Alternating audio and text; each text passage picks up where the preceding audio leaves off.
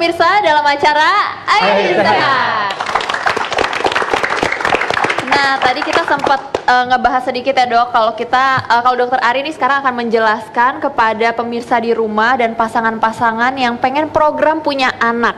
Nah, gimana sih dok cara menghitung masa subur, dan mungkin dokter Ari juga mau menjelaskan soal siklus menstruasi ya dok ya? Baik, betul. Jadi gini, yang pertama kali kita mesti tahu bahwa siklus normal terpendek itu adalah 21 hari. Ya, siklus terpanjang itu adalah 35 hari. Jika misalnya, dan yang tetap itu adalah masa setelah subur, jadi setelah lepasnya sel telur, kalau memang tidak dibuahi, dia dalam 14 hari akan haid. Nah, jadi yang harus dicatat sama ibu-ibu adalah, pertama kali adalah mensnya, 3 bulan terakhir. Supaya dia tahu kira-kira siklusnya dia 21 atau 35 hari tadi.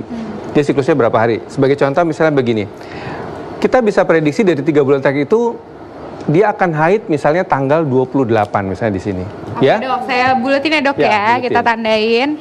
Misalnya tanggal 28 dia adalah kemungkinan akan haid, ya, haid yang berikutnya. Ini haid hari pertama ya dok, hari pertama haid berikutnya. Tapi untuk yang bukan haid yang bulan ini ya, bulan depannya gitu ya. Ini akan kita harus tarik mundur 14 hari dari tanggal 28, yaitu hari tanggal 4. Ya. Anggap saja itu yang bulan berikutnya betul. Iya. Nah, inilah masa suburnya sebetulnya. Jadi 14 hari dari perkiraan haid berikutnya. Tapi kalau misalnya dia 28 hari dan 30 hari, dia di sini kan otomatis kan, karena haid manusia kan nggak ada yang selalu teratur ya, kadang-kadang ada yang 28 hari, ada yang 30 hari kan. Misalnya dia 30 hari di sini, maka masa suburnya mundur juga, 16 hari kan, tanggal 16 kan, kita mundur 14 hari di sini kan. Nah, inilah kemungkinan masa suburnya antara tanggal 14 sampai tanggal 16 pada si ibu tadi. Hitung 3 hari? Iya, jadi kan karena dia bisa siklus yang 28 hari, bisa siklus yang 30 hari kan, tergantung dari ibunya tadi. Disinilah dia harus ketemu sama bapaknya. Pak, ayo pulang. Harus begitu ya.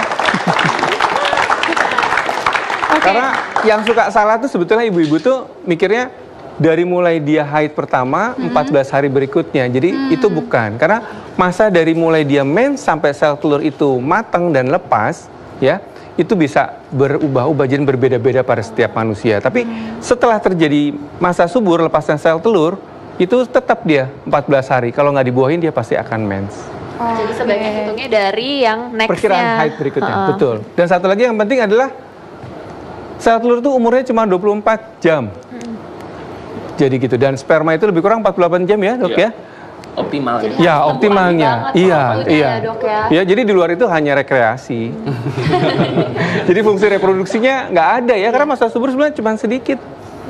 Jadi, iya. Nah, ini juga berguna untuk KB ya, dok ya? Ya, lebih kurang begitu. Jadi berarti jangan ketemu. Itu adalah Tapi kalau KB sebenarnya dari WHO sendiri sebenarnya sistem kalender tidak dianjurkan. Ya, karena angka kegagalannya bisa dibilang hampir sama seperti orang yang tidak KB. Jadi sebaiknya kalau emang mau menghindari kehamilan, pakailah alat KB yang orang Jawa bilang kena. Sekalian kalau gitu. Iya. Susah tapi ya. Betul, mana tahan gitu ya. Nah, dok, ini kan kalau perempuan. Kalau laki-laki gimana dok? Ini dokter Vito bener-bener concern nih dok, masa suburnya dokter Vito. Dokter Arlen juga mungkin rasa concern karena ini mempengaruhi hidupnya juga. Sama-sama concern berarti ya. Jadi gini, kalau laki-laki itu pembentukan sperma itu ada siklusnya. Namun sperma itu dikeluarkan itu tidak sekaligus. Jadi sperma setelah dibentuk dia akan disimpan. Nah, disimpan itu ketika misalnya berhubungan dia akan keluarin sebagian.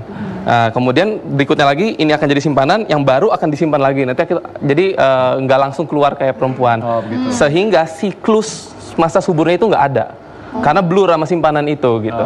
Gitu sebenarnya. Jadi itu berpengaruh gak sih dok, simpanan yang terlalu banyak terus jadi yang keluar itu yang simpanannya jadi mungkin sudah kurang baik gitu kualitas spermanya. Jadi maksudnya gini, kapan ya misalnya kualitas yang paling baik tuh jangka waktu berapa hari sekali misalnya harus campur supaya kualitas sperma itu paling baik. Jadi kemungkinan dia untuk membuahi kan otomatis lebih besar tuh.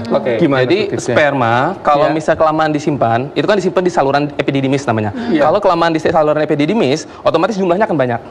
Namun karena banyak sperma tua, kualitasnya nggak bagus, jadi pergerakannya udah jelek, bentuknya udah jelek. Nah, ngerasa saya. Sehingga Yang paling bagus itu 2 hari sampai 7 hari. Oke. Tapi 2 hari sampai 7 hari itu yang biasa dikeluarin, yang optimalnya itu 2 sampai 3, sorry. 2 sampai 3 hari. Makanya kadang-kadang dokter obgyn kadang-kadang suka menyarankan untuk selang-seling gitu, Ya, karena betul. itu optimalnya. Betul, Kalau terlalu sedikit, memang jumlahnya jadi sedikit, walaupun geraknya bagus, tapi jumlahnya sedikit juga kan, itu kan karena opportunity ya. Jadi probabilitas, jadi kemungkinannya bagaimana gitu. Kalau kemungkinannya sedikit karena jumlahnya sedikit, walaupun geraknya cepat juga sia-sia. Betul sih, Bang. Jadi 2-3 hari ya. Betul. Soalnya tiap hari juga capek keramas terus ya. Oke. Ya, memang kayaknya kita udah waktunya hampir sore nih, waktunya acara ini berakhir, tapi kita mau siap-siap mau olahraga karena untuk mempersiapkan menghadapi andropause dan menopause sejak muda. Kita harus olahraga dari sekarang dan gaya hidup sehat sejak sekarang.